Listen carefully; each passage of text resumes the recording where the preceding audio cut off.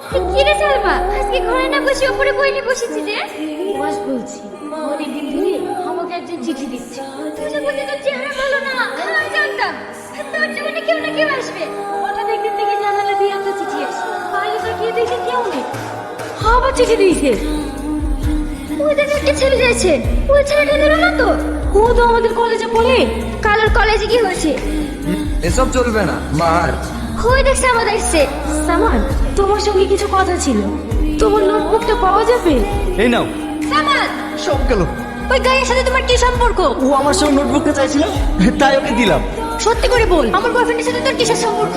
আমি সত্যি বলছি, তোমার বয়ফ্রেন্ডের সাথে আমার কোনো সম্পর্ক নাই। দ্বিতীয়বার যদি আমার বয়ফ্রেন্ডের আশেপাশে ঘুরিস না, জানি তো মেরে ফেলবো তোকে। সালমা, আর কাঁদিস নি, ওসব কথা সব ভুলে যা।